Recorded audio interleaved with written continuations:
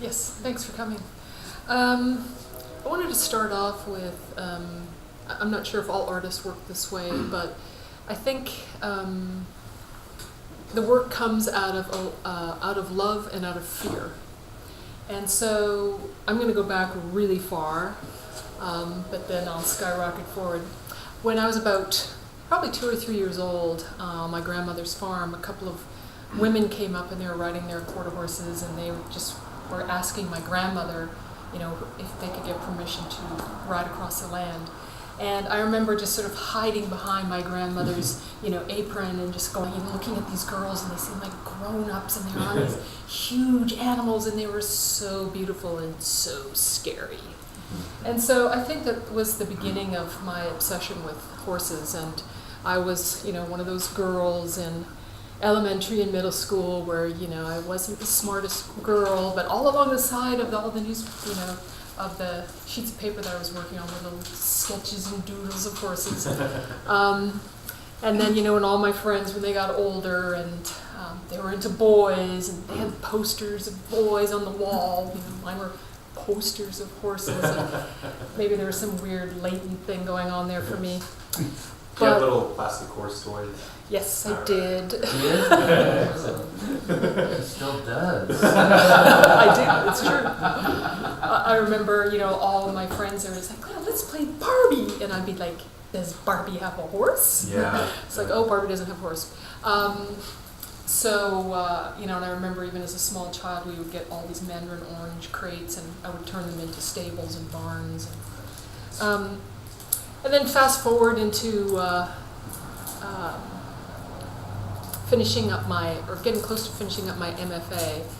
I started out thinking I was a painter, but my background was also in architecture and landscape architecture and interiors. And then I was working on my MFA as a painter, but it never quite felt right. And then one winter, and I brought some pictures, and I can hand them out to you. I have 2 horses, so there is some authenticity here. The one in the frame is my mare, and the other one, unframed, much more masculine, is the gelding. And so in the wintertime, horses develop a thick winter coat. Some horses don't, people blanket them, and so they don't develop much of a coat. But in the spring, they shed it. And all of this lovely stuff, and I'll pass this around too. There's some chestnut, some red roan, some white, And you get and this some brown. from brushing?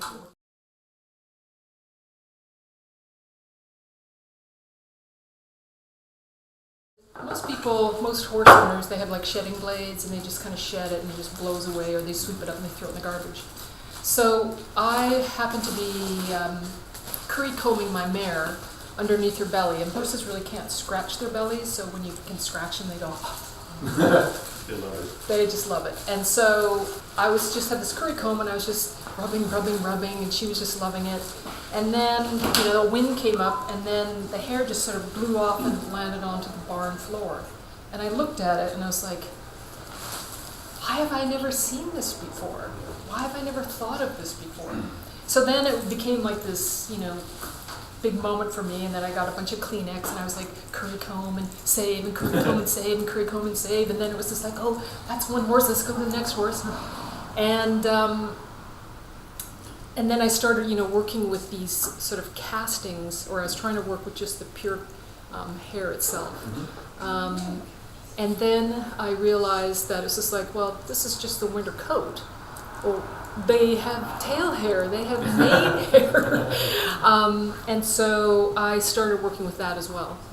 So this stuff here is a tail of one unfortunate horse. Hopefully, most of the stuff that I purchase, I think, comes from China.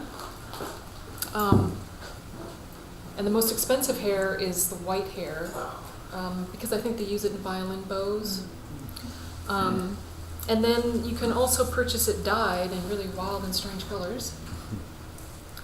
And then some of it, like this one here, this was part of the tile series, or the beginning and inspiration for the tile series. My boyfriend and I, we were about to go riding one morning, and we wanted to get in another ride before it was really hot. We'd ridden that evening, and we passed a pasture, and there were 2 horses in there. And then the next morning we walked out, and I saw this horse just standing there, and it was just like. And then I said to my boyfriend, "Give me the car keys, give me the car keys." And he's like, "What?" So I just got in his car, and I drove up to the hill, and I let the owner know. He said, "You've got to get the vet. You know, the horse has got to be put down." And so fortunately the owner was there. She was just about ready to go on vacation. And, you know, when the vet came, he didn't even get out of his vehicle. He knew the situation was bad. But then in my morbid, I want that hair. I want that hair. So I came up to the owner and I said, you know, I'll make you, you know, an art piece or, you know, some jewelry or something if you let me, you know, take your horse's, you know, tail hair. And this tail is a little interesting because a lot of it was sun bleached. Yeah. And different colors inside of each of the hairs. It's very wild and natural. Right. And it was interesting because it put a different perspective on working with the hair itself. Because when you buy it at the store, like anything else you buy, it's very abstract. But when the animal is there dead, and you know you're out in the field alone with this animal, and you're sort of feeling very materialistic. Yeah. And being, you know, somewhat maudlin, but in a way I sort of felt like I was preserving the spirit of the horse in a way. And then I started thinking about that's really what I was doing with the hair in the first place. It was a spiritual embodiment or trying to project these things as psychic presences. And the hair itself, like the tail hair, I'll pass some of this around, it's quite stiff and very coarse. Versus mane hair, which is much softer. When you work with it, it has a mind of its own, and if it doesn't want to go the direction you want to go, you just go the direction it's going to go. So I've been playing with the horsehair for a while, and I started, you know, this was like there's 2 little horse sculptures out there. This is another one that didn't make it to prime time. It's now officially a finger puppet. So I tend to be a bit of a purist. Like even the inside is stuffed with horsehair. But this process is using the hair, and it's felting. And I have some other examples. Like I didn't really just stop with the horsehair. This is dog hair. And then you can make really a fabric out of it. These are just other sort of pieces that I had just lying around.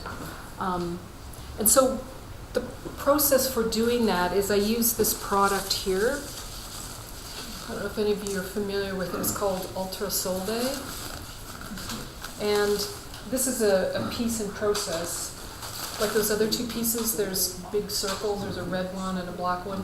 It was made using this product. So yeah, this really does show the OCD factor. But so you can like literally sew into this, or using a sewing machine, like with these things here, and using invisible thread. And so in this case here, I'm just sewing through and hand knotting every single one. But the magic of this is once you submerge this in water, the stuff completely dissolves and disappears. So that's how, right. Yeah, a substrate. Exactly. And then when you're sewing to make a felt, because if you're working with that hair, if you have a sewing machine, it will just get all jammed up. So you have to kind of make the layer that you want to make and then put another layer over it. Then you pin it, and then you just free sew it and just kind of go. And then again, submerge it in water, and then you get, you'll get a fabric like this. So this was another one of, oops, the box series. I got distracted by something else. Is that how the bowl vessels were formed? Right. So But then, you know, like as an artist, you have a material, and most artists have more traditional materials. And I realized, you know, that horsehair wasn't going to be my only material. I realized that I was really connected to the animal community as a whole. So you'll see in those pieces out there, there's fur, there's hide. I guess that's primarily what's out there. Bone out there. Yeah, there's, yes, wasp nest, there's milkweed seed. So there's the media itself, but then there's the content or the purpose of what the media can express. And so I think that that's kind of the bigger leap for some of those pieces out there. Like that totem piece that has the fur on it and then the bark on the backside, and the little antlers on the top. And unfortunately, that deer was shot right in the head. Is the reason that it flips is that I'm trying to show the interconnectedness between the environment and the animals themselves. And it's not like really one side or the other, but also that animals today, you know, whether they're horses, you know, they're kept in stalls or paddocks, or, you know, cattle, pigs, birds, dogs, even us. We're kept in these really predefined areas, and, you know, we call them urban cities. You know, some are called preserves, reserves, and in our cases, the urban environment is spreading, and the preserves are shrinking. And so I feel like the work that I'm doing with the skulls, you know, there's two over in the other gallery, and there's that one there. It's part of a series that I'm calling The Sporting Life, which was spurred by my now deceased father, who was an avid hunter and fisherman. And so he did a lot of both of those things, and he also did taxidermy. And so our house was kind of surrounded by these ghosts all the time. And on one level, it was really intriguing to me, but on another level, it was kind of freaked me out. And it also scared me because, like, my father did this. My father killed that. Yeah. And then he also was insistent that we eat these things, which with a very young age I quickly became a vegetarian. And a lot of it probably also had to do with my mother's cooking. I won't blame my father. And so the Sporting Life series, the reason I started using this really dyed hair, which is quite unnatural, and most of my work is always neutrals, is I wanted to bring in kind of the harsh reality of how I feel about people who are hunting and fishing like that. And then, like with most projects that I start, I don't really know what I'm doing when I start it. You know, it's like, oh, I got the skull. That's a really great skull. What are you going to do with that?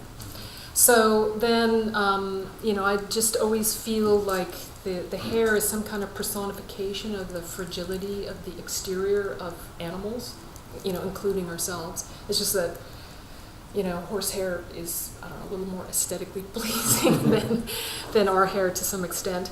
And then I just started drilling into the skulls and trying to figure out, like, oh, how do I sew into the skull? And so that's how that started. But then it was like, okay, you have a skull, you got some hair. What does this mean? What's the point? What's the purpose? You know, and then I realized that maybe my interest in the skull in the first place was because of my father's hunting. And then that's when the trophy mounts started happening. And so I started mounting them on, you know, traditional trophy mounts, although I altered them and changed them. And then the box series, that came from my concern about Mustangs. I don't know if any of you are familiar with the issue with Mustangs. You know, some people say they're wild horses, some people say they're feral. But basically they're all on Bureau of Land Management, and management might be a kind word to say what they're dealing with it, but they're trying to deal with, you know, the public pressure to get rid of the horses because there's too many horses because they're overbreeding, and trying to say, okay, we're going to offload them by trying to get people to adopt them. And some of that works. Sometimes they're just held in pens for years and years and years because there's no place for them to go. And so the boxes came to be symbols for what the Mustang is, whether that box is the BLM land and the shrinking BLM land, or the round pens that they're kept in until, either the kill buyers come or somebody hopefully adopts them. So that's what that series was about. And then those little animals, those little small, little weird post-apocalyptic animals, those again were, I was thinking about, scientists say that 20 to 50% of all flora and fauna is going to be extinct by the end of the century. So that really scares me. Maybe I'm just an artist and I'm just scared of everything. But I'm scared of that too. Yeah. So I just started thinking about, how do I represent the spirit of these animals without actually being exact replicas of them. That was my impression of those, is they're like spirit animals or something. They look very ancient in a way. It's something that you would see in a ceremony around a fire 20,000 years ago or something. Right. Yeah, that's what they definitely evoke. It represents the animal, but not totally literally. And using the actual hair from the animal is imbuing it with power of that animal too, which is, man, we've always done that. Yes. I mean, I think humans have always seen the beauty of animals. And, some need to possess them by, hunting and killing them and mounting them and saying, I did it, it was mine. And I think that, a lot of artists today are really engaged in social practice, and the social practice is directed towards human beings, which makes perfect sense since we're the biggest cause of all of the problems in the world itself. But it seems like there are fewer artists who are trying to specifically talk about, I would call it the social practice of animals, because they're, they can't go, hey guys, I got a show, come on down, I got a fire hydrant there for you if you come by. I mean, the animals don't have that. Yeah. So I feel like, You have no voice. right, and that's a lot of what I'm trying to do also, is be a voice for, my, personification if they had the opportunity to speak for themselves. But any questions? It seems like you're, like you mentioned, you're a bit of a truist to the materials you're using. So besides the panel pieces, I know there's some wood behind them, some wood panel, but everything else is for animal hair or fur. Yeah. Yeah. I mean, part of it might come just from, my education as an architect, because you become very materials based. Yeah. And more kind of construction based. Like when I was in art school, they're going, oh, you're a painter, but what about this backyard of stuff that you have in the past that's really three-dimensional? And I'm like, because that's in the backyard and I don't want to be there anymore. Yeah.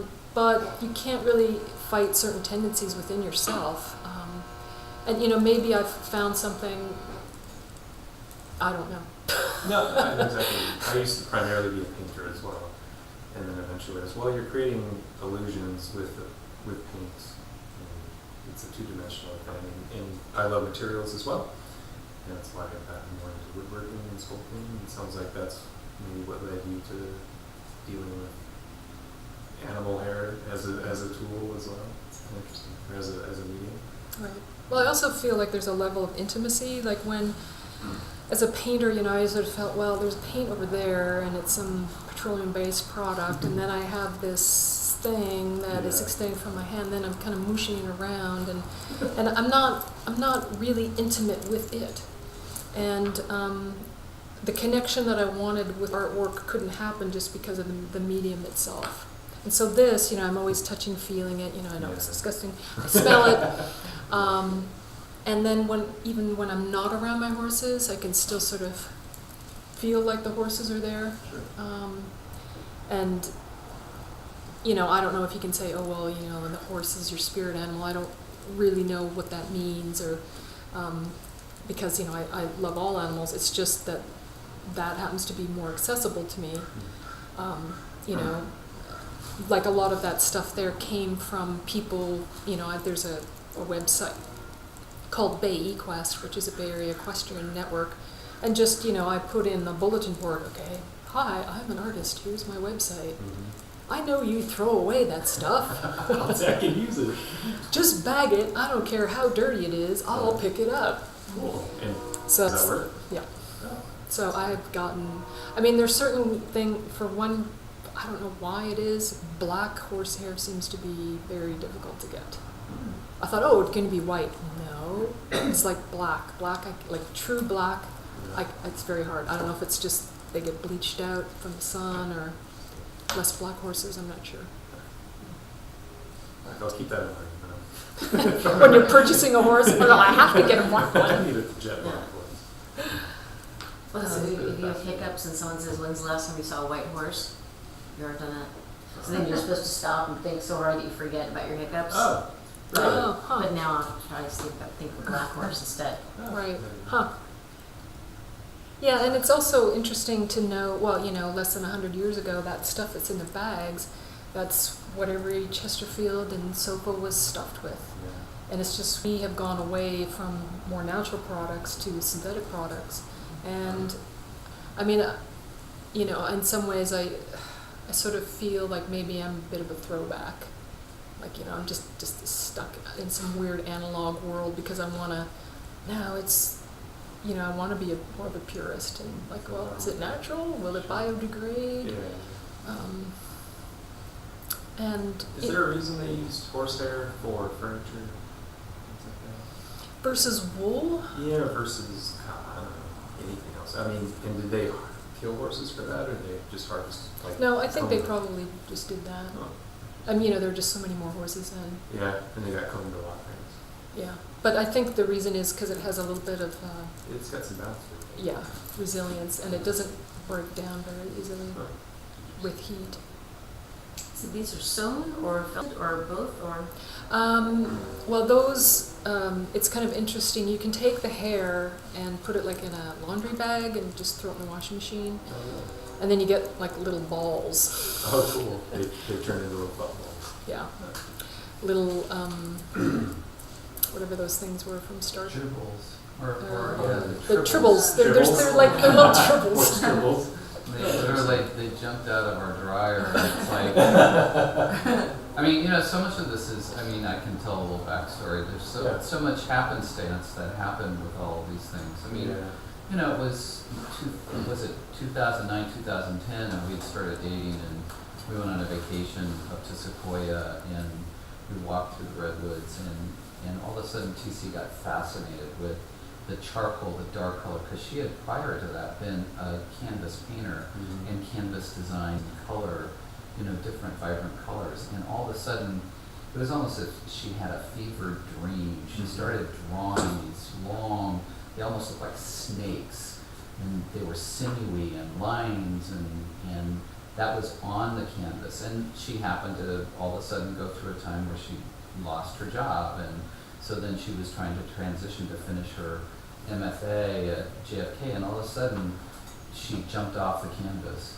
and she started to do more sculpting attached to the canvas. Like there's a bunch of horsehair projects that we have at home, which are, she literally was sewing through the canvas. So there's all this horsehair on the canvas, and then now she's not even using the canvas anymore. An fascinating process, but it was all playing and experimenting. I mean, it's really just one big experiment, one after another. And then the one with the little tribbles was fascinating because she was cleaning a horse blanket. Weren't you doing that? And then she found the remnants in these little balls, and she started playing with them, and then started sewing them. And one thing, I mean, the next thing you know, she was doing this. And Yeah, it was just the gelding. He doesn't like wearing a rain sheet, and so he tries to rub it off. So there's all these holes in it. But then, the winter coat was coming out, and then I just washed it, and I took it out of the washing machine, and just threw it on the driveway, and I was like, what are all those lumps? Cool. And I was like, do I put my hand in there? What is that? And then when I pulled these things out, I was like, oh, I bet you some people are going to think these are like really gross hairballs. I bet you that. But you know what? I think there's something here. You washed them. So you take those and flatten them out to make these felt pieces or? No, those pieces there, the other way to wash it is, because most animal, well, wool in particular has a lot of oils. Like you'd be surprised, like a horse, oh, it's standing out in the wet, oh, they're, soaked to the skin. No, it's amazing how much oil is on their coat to, repel the water. And so those were washed by hand. And then I just layered them very carefully, one layer like this, and then I kind of made the stripe. Then put another piece of plastic on. Then I used some pins and then cut it out into that sort of triangular pie shape. And then just sewed it with invisible thread. Because I tried the traditional type of felting, where you just take it. The horsehair doesn't have, it's kind of interesting, the white hair does, but none of the other hairs will work. I don't know what it is about white horsehair. Doesn't It's got more texture. Yeah, It's more coarse. it sticks together better, more like wool. Huh. And where all the other colors, it just, if you try to do it, it's just like, wow, that was a good waste of 15 minutes. Because it won't stay together. But like that dog hair piece, I mean, I've worked with the dog hair a little bit more just to see if it would work. But again, it's, like what's the content? What is the final expression? What are you going to say with this? Then I found like some buffalo and started working with it. Like literally any kind of fur you can work with. It's just a matter, I think, of intention. And there's not some piece here, but I've been working with feathers as well. I just think it's almost like the product itself is so innately beautiful.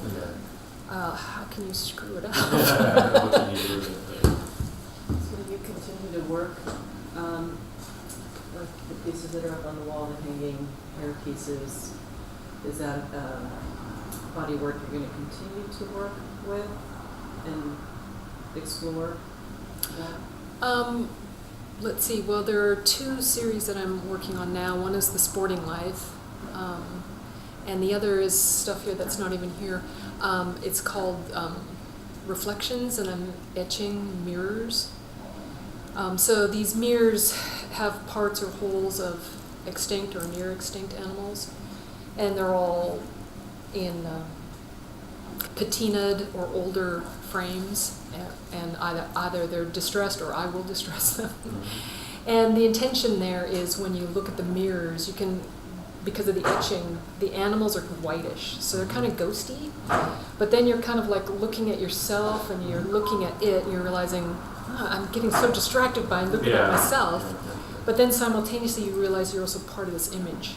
You're in this image. And so my hope there is kind of again, it's environmental and talking about extinction and lost animals. Any questions? Yeah, I'm wondering how you think about archival issues. Like, do you expect the things to change over time? Do you care? Do you try to control that? Well, it's interesting because I've experimented. Like the thing about with the hairs is they do have to be kept in plastic. I've kept them in boxes, and then it's like you just open the box and it's like Lord of the Flies. So then you just dump it. And so stuff like that, if you keep it, between glassine sheets or stuff like that, then little critters can't get at it.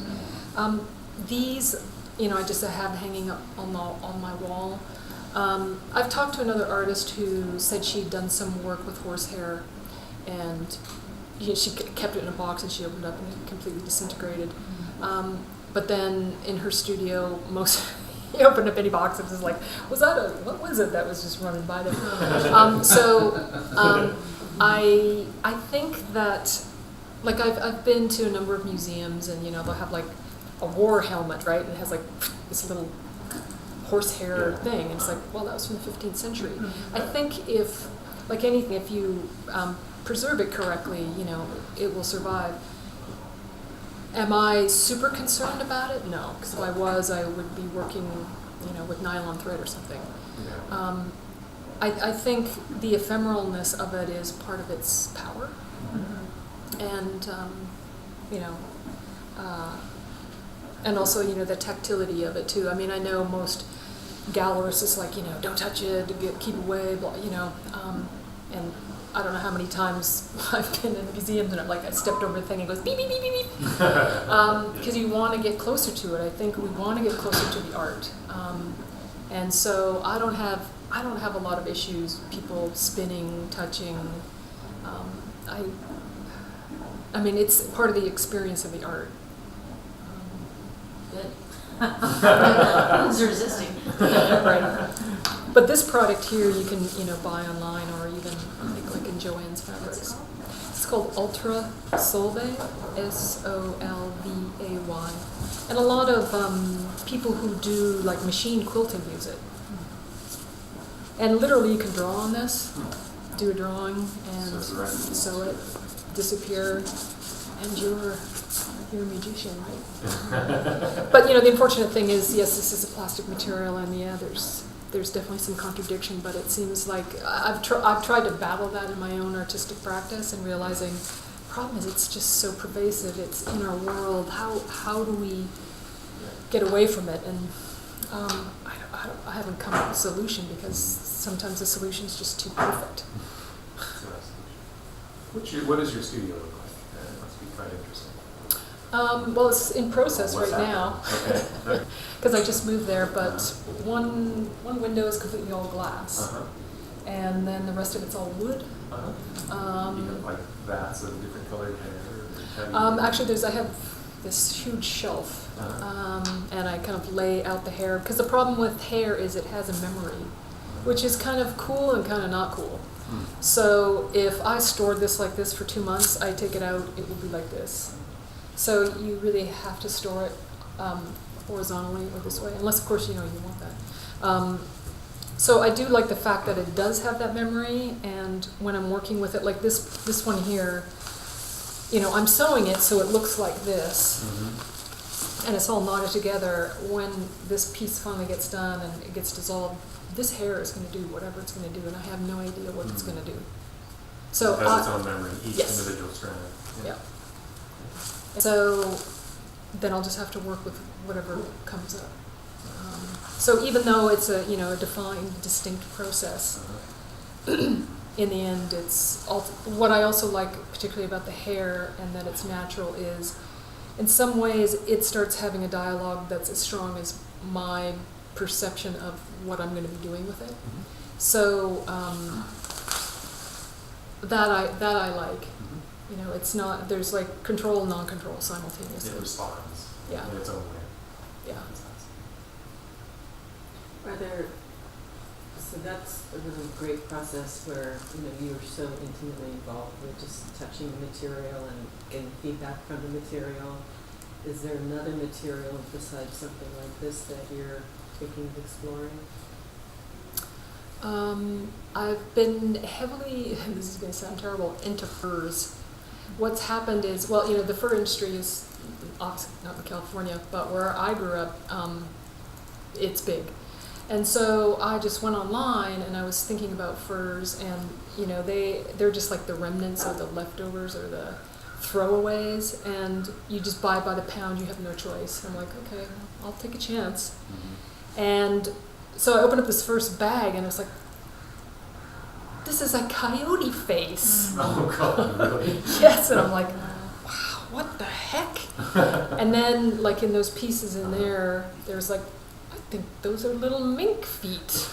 You know, so it's kind of like on one level it's horrific, on another level it's like, what is an artist, what can I do to transform this to say something other than, you know, can it be simultaneously beautiful and horrific at the same time?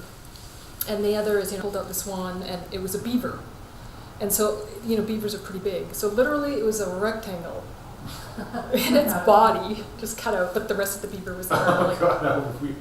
And I just sort of felt, you know, I mean, as a woman, I almost sort of felt like an identification for it. It's just kind of like, oh, so this is the thing that means something in our society. It's not the stuff on the outside. So, you know, maybe because animals allow us to anthropomorphize, because we just innately do that. So I think that's also an exciting part of the material versus like going to a traditional, art supply store and like, ultramarine blue, nice tube. It somehow it doesn't inspire me to do something with that, other than squish it. I think that's the other material that I'd like to get more into. And my grandmother and my mother, they all had fur coats, and when they passed away, they gave them to me. And I'm like, what am I going to do with these things? So at some future point, there's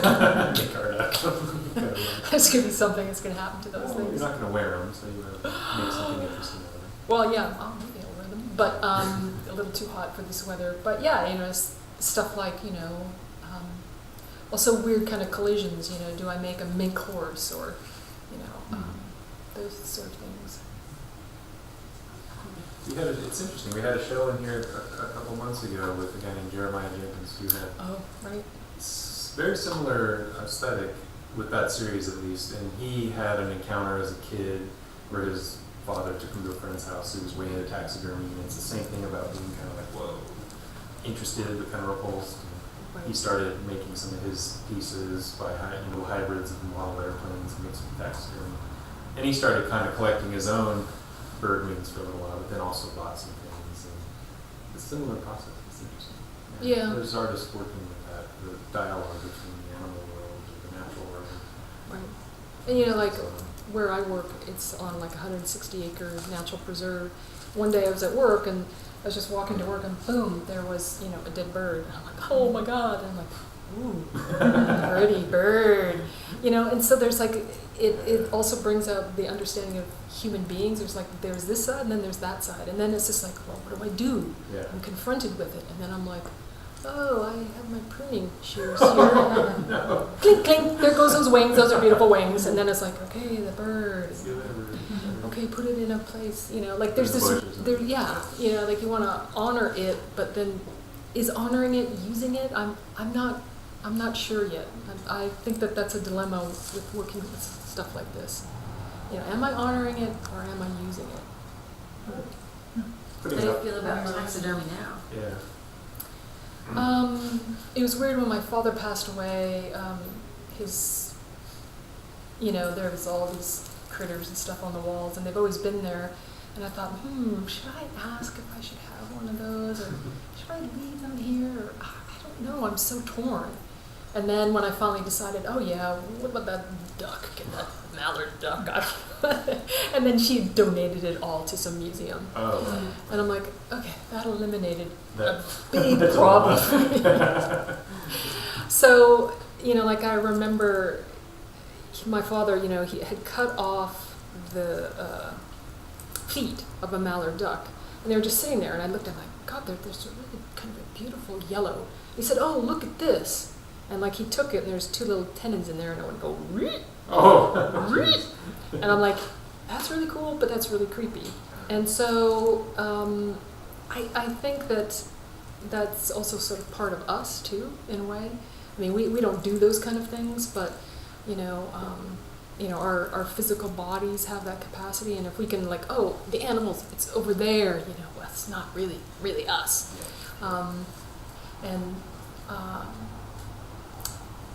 I think that, if I told my father that a lot of my work comes out of my growing up with his killing, he probably would laugh. Yeah. That was probably his way of connecting Yeah, to the natural world. exactly. Yeah, it was a different time. Yeah, he was killing it, bringing it home and eating it, which is a good thing, I suppose. Or freezing it. Or freezing it, putting it in Stuffing the it. freezer in the basement for a long time. Yeah, it's always scary because we had two big deep freezes, and it's Yeah. just like, okay, which one has the animals in it, and which one has the frozen vegetables? Yes. It's like, it's that. No, it's not that one. That's that. What is your interest in any of the Victorian hair art? Yeah, I've seen some of that stuff. I've only seen it online. I haven't seen it in person. I think there is a connection between the horse hair, although they were using human hair. Both. But they were eulogizing primarily. And I think to some extent, yes, these are, particularly this one is definitely a eulogy to to these animals. Not that they care one way or the other, I guess. And I guess, I don't know how much it matters for us when we're deceased, you know, what we humans do to, you know, it's like, oh, thanks for the urn, you know, like, do you care? I mean, but I think maybe it's sort of a reverence or an importance of what life can be about.